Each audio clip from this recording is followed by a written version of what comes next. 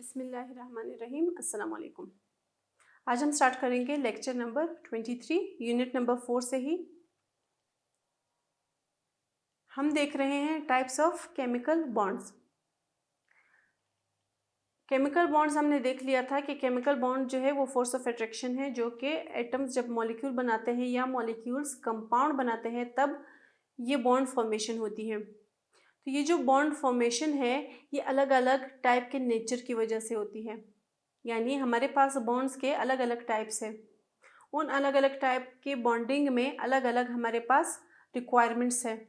तो उन नेचर के बेस्ड पे हमारे पास आयनिक बॉन्डिंग होती है, कोवेलेंट बॉन्डिंग होती है, कोऑर्डिनेट कोवेलेंट बॉन्डिंग होती है जिसको डेटिव बॉन्ड भी कहा जाता है, और मेटेलिक बॉन्डिंग होती है। वैसे तो बॉन्डिंग और भी बहुत सारी होती है, लेकिन हमारे सिलेबस के हिसाब से हम ये 4 बॉन्डिंग डिस्कस करेंगे। आज जो हम देखेंगे वो होगी आयनिक बॉन्डिंग। ठीक है, आयनिक बॉन्ड कैसे बनता है। आयनिक बॉन्ड को इलेक्ट्रोवैलेंट बॉन्ड भी कहा जाता है। ठीक है, इलेक्ट्रोवैलेंट कुछ जाना पहचाना सा लग रहा है, किसी से मिलता जुलता नाम है। किससे मिलता जुलता नाम है? Electrovalent, electrostatic. इलेक्ट्रोस्टैटिक अट्रैक्शंस की जब हमने बात की थी जो कि बॉन्ड बनाते हैं, तो आयनिक बॉन्ड के बारे में जब हम बात करते हैं तो आयनिक बॉन्ड को इलेक्ट्रोवैलेंट बॉन्ड भी कहा जाता है, और ये वो लिंकेज है, वो बॉन्ड फॉर्मेशन है जो कि बनता है कब? जब इलेक्ट्रोस्टैटिक अट्रैक्शन होती है ऑपोजिटली चार्ज्ड आयंस में किसी भी केमिकल कंपाउंड के। क्या कह रहे हैं कि आयनिक बॉन्ड को इलेक्ट्रोवैलेंट भी कहते हैं। ये तो ठीक है, नाम हो गया। ये बॉन्ड कैसे बनता है? ये बॉन्ड एक लिंकेज से बनता है, और वो लिंकेज कब फॉर्म होती है? जब इलेक्ट्रोस्टैटिक अट्रैक्शन एग्जिस्टेंस में आती है ऑपोजिटली चार्ज्ड आयंस के बीच में। अट्रैक्शन का वर्ड ही ये इंडिकेट कर रहा है कि जो चार्जेस होंगे वो ऑपोजिट होंगे एक दूसरे से, तभी वो एक दूसरे की तरफ अट्रैक्ट होंगे। तो ऑपोजिटली चार्ज्ड पार्टिकल्स के बीच में जो अट्रैक्शन होती है, और उस अट्रैक्शन को हम इलेक्ट्रोस्टैटिक अट्रैक्शन कहते हैं, उस इलेक्ट्रोस्टैटिक अट्रैक्शन की वजह से जो लिंकेज बनता है उसको हम बॉन्ड का नाम देते हैं। और वो बॉन्ड कौन सा टाइप होता है? आयनिक टाइप होती है, आयनिक बॉन्ड होता है। ऐसा बॉन्ड कब बनता है? तब बनता है जब हम वैलेंस इलेक्ट्रॉन्स की बात कर रहे होते हैं। बॉन्डिंग में हम हमेशा वैलेंस इलेक्ट्रॉन्स की बात करेंगे, बाकी इलेक्ट्रॉन्स को हम नहीं छेड़ेंगे। ठीक है, जो बॉन्डिंग होगी वो वैलेंस इलेक्ट्रॉन्स के दरमियान होगी। क्यों? क्योंकि जो बाकी कोर इलेक्ट्रॉन्स है, यानी जो कि आउटर मोस्ट के अंदर वाले जो इलेक्ट्रॉन्स है, उन पे तो न्यूक्लियर चार्ज का होल्ड बहुत ज़्यादा होता है। तो जब कोई बॉन्डिंग होती भी है, बहुत मुश्किल से जो आउटर मोस्ट शेल के इलेक्ट्रॉन्स है उनको जाने दिया जाता है, तो अंदर वालों की तो गुंजाइश बनती ही नहीं है। क्यों? क्योंकि उनको न्यूक्लियस जाने नहीं देगा। तो हम जब बॉन्ड्स बनाने की बात करते हैं तो वो तब करते हैं कि आउटर मोस्ट में जो इलेक्ट्रॉन्स है, जो वैलेंस इलेक्ट्रॉन्स जिनको कहा जाता है, आउटर मोस्ट शेल को वैलेंस शेल कहते हैं, आउटर मोस्ट इलेक्ट्रॉन्स को वैलेंस इलेक्ट्रॉन्स कहते हैं। तो इन वैलेंस इलेक्ट्रॉन्स को जब या तो ट्रांसफर किया जाता है या फिर शेयर किया जाता है। शेयर की स्टोरी जो है वो हम आगे देखेंगे। यहाँ पे आयनिक बॉन्ड के केस में इलेक्ट्रॉन्स सिर्फ और सिर्फ ट्रांसफर होंगे, कंप्लीट ट्रांसफर होगा इलेक्ट्रॉन्स का। कौन से इलेक्ट्रॉन्स का? जो कि वैलेंस शेल में एग्जिस्ट करते हैं। तो ionic bond is type of linkage which is formed by the electrostatic attraction between charged atoms। ठीक है, या charged ions। आयन से वर्ड निकला है ना, आयनिक बॉन्ड। तो चार्ज्ड आयंस के बीच में जो अट्रैक्शन होती है उसकी वजह से जो बॉन्ड बनता है वो कहलाता है आयनिक बॉन्ड, और वो आयनिक बॉन्ड तब बनता है जब वैलेंस इलेक्ट्रॉन कंप्लीटली या तो गेन होंगे या फिर लूज होंगे। ट्रांसफर ऑफ इलेक्ट्रॉन्स, ट्रांसफर देने की सेंस में भी हो सकती है और लेने के सेंस में भी हो सकती है। ठीक है, तो ऐसा बॉन्ड का टाइप तब बनता है जब एक या एक से ज़्यादा इलेक्ट्रॉन्स कंप्लीटली ट्रांसफ़र होंगे एक एटम से दूसरे एटम की तरफ, तो एज अ रिजल्ट ऑफ ये ट्रांसफ़र आयंस बनेंगे। क्या बात कर रहे हैं हम? एटम की बात कर रहे हैं। एक दो एटम्स हैं, ठीक है, सपोज दो एटम्स हैं हमारे पास। उन दो एटम्स में से जब एक या एक से ज़्यादा इलेक्ट्रॉन्स कोई एक पर्टिकुलर एटम लूज करेगा तो मतलब दूसरा गेन करेगा, यानी क्या हो रहा है यहाँ पे? ट्रांसफ़र हो रहा है। इस ट्रांसफ़र के नतीजे में क्योंकि एक इलेक्ट्रॉन देगा तो उस पर भी चार्ज आएगा, तो देने के टाइम कौन सा चार्ज आता है? पॉजिटिव चार्ज आता है। दूसरा जो रिसीव कर रहा है उस पर भी चार्ज आएगा। कौन सा चार्ज आता है? नेगेटिव चार्ज आता है। तो जो न्यूट्रल एटम्स हैं वो किस चीज़ में कन्वर्ट हो रहे हैं? आयंस में कन्वर्ट हो रहे हैं। तब जाके हमारे पास आयनिक बॉन्ड की फॉर्मेशन हो रही है। ठीक है, एक पॉजिटिवली चार्ज है, दूसरा हमारे पास नेगेटिवली चार्ज है। तो ये आयंस फिर एक दूसरे को अट्रैक्ट करेंगे स्ट्रॉन्ग इलेक्ट्रोस्टैटिक फोर्सेस की मदद से, तब जाके हमारे पास आयनिक बॉन्ड फॉर्मेशन होगी। आयनिक बॉन्ड फॉर्मेशन की, आयनिक कंपाउंड्स फिर कौन से होंगे? आयनिक कंपाउंड्स वो कंपाउंड्स होंगे जो कि आयनिक बॉन्ड की फॉर्मेशन की वजह से एग्जिस्टेंस में आएंगे। तो हमारे पास जो एग्जांपल्स हैं जिनमें आयनिक बॉन्डिंग होती है वो कौन कौन सी है? सोडियम क्लोराइड है, कैल्शियम क्लोराइड है, सोडियम फ्लोराइड है, अमोनियम क्लोराइड है। ठीक है, और ऐसे बहुत सारे एग्जांपल्स हैं, हमने कुछ कॉमन एग्जांपल्स यहाँ पे मेंशन की हुई है। फिर यहाँ पे एक जो ज़रूरी बात है वो ये है कि ये जो बॉन्ड है, कौन सा बॉन्ड? यानी आयनिक बॉन्ड। ये आयनिक बॉन्ड बनता है मेटल्स और नॉन मेटल्स के बीच में। ये बॉन्ड मेटल्स और नॉन मेटल्स के बीच में बनता है। यानी अगर हम इन एग्जांपल्स को देखें तो इसमें जो पहला हिस्सा है वो मेटल्स का होगा और जो दूसरा हिस्सा है वो हमारे पास होगा नॉन मेटल।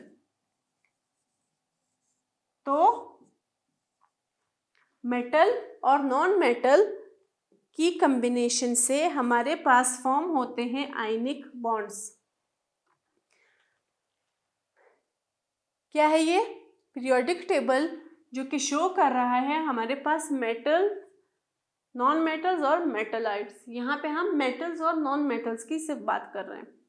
जो येलो पार्ट है, ठीक है, ये जो सारे येलो कलर के,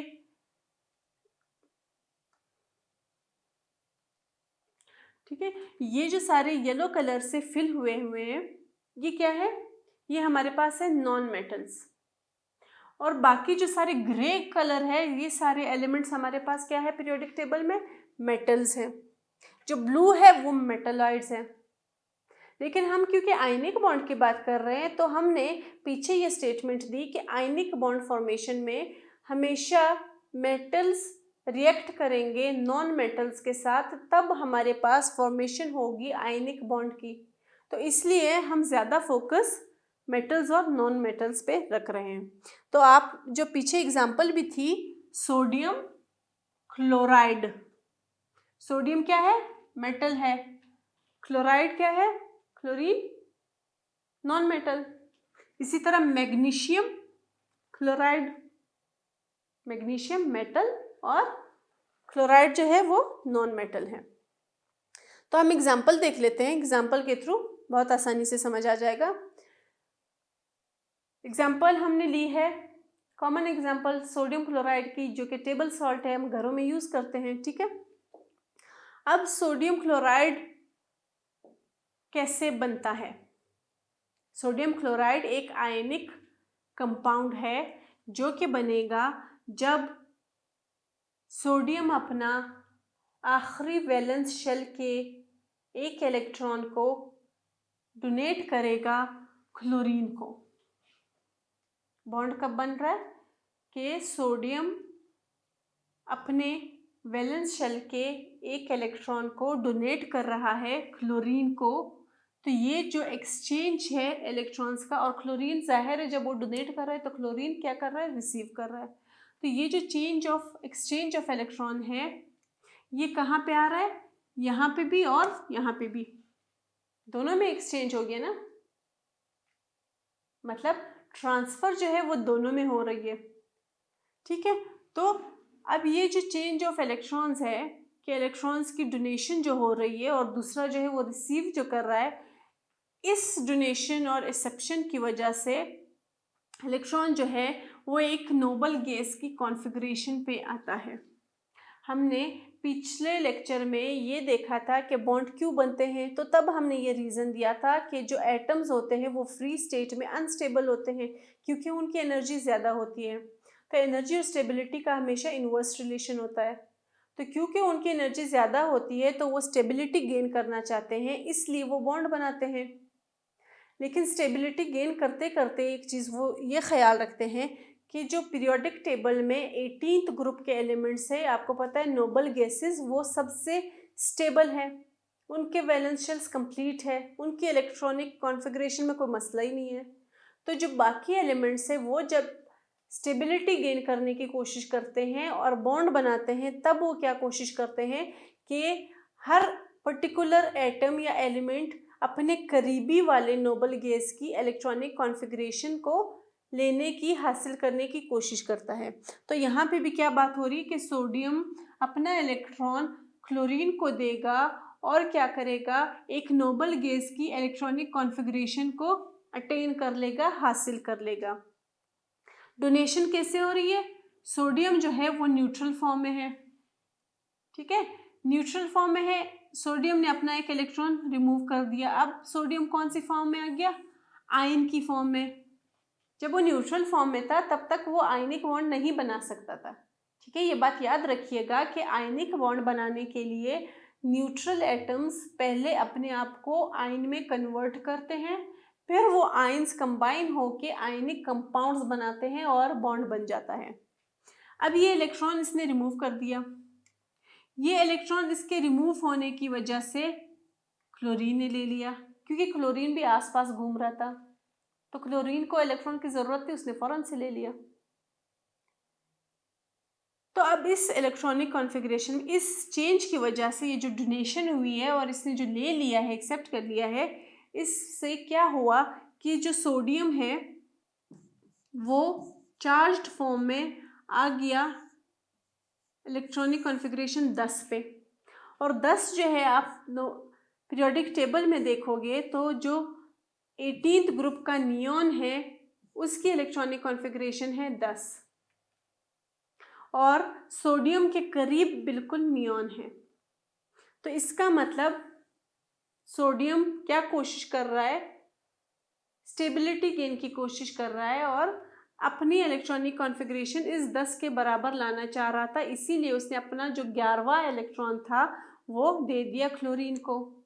क्लोरीन के पास पहले थे 17 इलेक्ट्रॉन, अब क्लोरीन के पास हो गए हैं 18 इलेक्ट्रॉन। तो पीरियोडिक टेबल में अगेन जब आप 18th ग्रुप में आओगे तो आर्गोन जो है वो ऐसा नोबल गैस है जिसका एटॉमिक नंबर है 18। तो क्लोरीन ने एक इलेक्ट्रॉन लेके खुद को आर्गोन की इलेक्ट्रॉनिक कॉन्फ़िगरेशन तक पहुंचा दिया। अब क्योंकि आयंस की फॉर्मेशन हुई है, तो क्योंकि ये ऑपोजिट चार्जेस है, ठीक है, ऑपोजिट आयंस हैं, तो क्या होगा, स्ट्रॉन्ग इलेक्ट्रोस्टैटिक फोर्सेस यहाँ पे चार्ज लेंगी। ये फोर्सेस इस पॉजिटिव और इस नेगेटिव आयन को आपस में अट्रैक्ट करेगी और तभी जाके हमारे पास एक वापस से न्यूट्रल कंपाउंड बनेगा। पॉजिटिव और नेगेटिव अट्रैक्ट हुए, न्यूट्रल कंपाउंड बना। हमेशा याद रखना कि कंपाउंड पे कोई चार्ज नहीं होगा, कंपाउंड का चार्ज हमेशा 0 के इक्वल होगा, इसीलिए हम उस पर कोई चार्ज नहीं मेंशन करते। ठीक है जी, यहां तक बात क्लियर हो गई? तो आयनिक बॉन्ड तब बनता है जब कोई एक एटम अपना इलेक्ट्रॉन लूज करता है। ज़रूरी नहीं कि एक ही इलेक्ट्रॉन हो, उसके वैलेंस शेल में जितने इलेक्ट्रॉन्स होंगे, जितनी उसकी कैपेसिटी होगी, उसके अकॉर्डिंग वो 1, 2, 3 या उससे ज़्यादा इलेक्ट्रॉन लूज करेगा। और उसके साथ वाला कोई दूसरा एलिमेंट जो कि ये टेंडेंसी रखता होगा कि वो एक्सेप्ट कर सके उन इलेक्ट्रॉन्स को, तब हमारे पास उस लॉस और उस गेन के रिजल्ट में आयनिक कंपाउंड्स बनते हैं जिनमें आयनिक बॉन्डिंग होती है। और आयनिक बॉन्डिंग, यहाँ पे ये याद रखिएगा कि आयनिक बॉन्डिंग तमाम बॉन्डिंग्स में से सबसे स्ट्रॉन्गेस्ट बॉन्डिंग होती है। सबसे ज़्यादा मुश्किल होता है किसी भी आयनिक कंपाउंड को तोड़ना एज कंपेयर टू बाकी बॉन्डिंग। तो ये डायग्रामेटिक रिप्रेजेंटेशन है किसकी, कि कब स्ट्रक्चर फॉर्म है सोडियम का, कि सोडियम किस तरह से अपना इलेक्ट्रॉन लूज कर रहा था। सोडियम के पास थे 11 प्रोटॉन्स जो कि उसका एटॉमिक नंबर है। तो अगर प्रोटॉन्स 11 है इसका मतलब इलेक्ट्रॉन्स भी 11 है। चार्ज इस पे क्या था, न्यूट्रल फॉर्म में 0 ओवरऑल चार्ज था।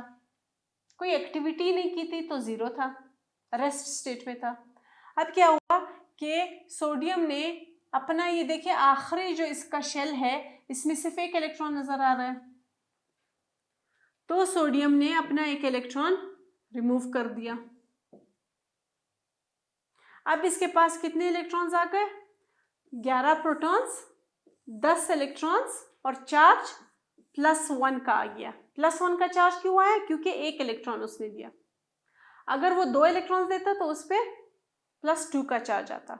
तो इस तरह से सोडियम एटम ने अपने आप को सोडियम पॉजिटिव आयन में कन्वर्ट कर दिया। अब ये तो हो गया सोडियम। अब हम देख लेते हैं क्लोरीन का, कि क्लोरीन किस तरह से अपने आप को आयन में कन्वर्ट कर रहा है। उस एक इलेक्ट्रॉन को याद रखिएगा जो कि सोडियम से निकला है, ठीक है, वो अब हमारे काम यहाँ आएगा। अब क्लोरीन है, क्लोरीन में क्लोरीन का जो एटॉमिक नंबर है वो है 17। तो इसका मतलब नंबर ऑफ प्रोटॉन्स कितने, 17 है। तो नंबर ऑफ इलेक्ट्रॉन्स कितने हुए, सेम नंबर होता है, वो भी 17 हो गए। अब हम क्लोरीन की एटॉमिक फॉर्म में बात करते हैं, न्यूट्रल फॉर्म में। 2 इलेक्ट्रॉन्स पहले शेल में आ गए, पहले सब शेल एस में आ गए। उसके बाद 6 इलेक्ट्रॉन्स आ गए दूसरे सब शेल में। कितने हो गए, ये 8 हैं अब तक, ठीक है। हमने कितने करने, हमें चाहिए 17 इलेक्ट्रॉन्स, हमने 17 का काउंट कंप्लीट करना है।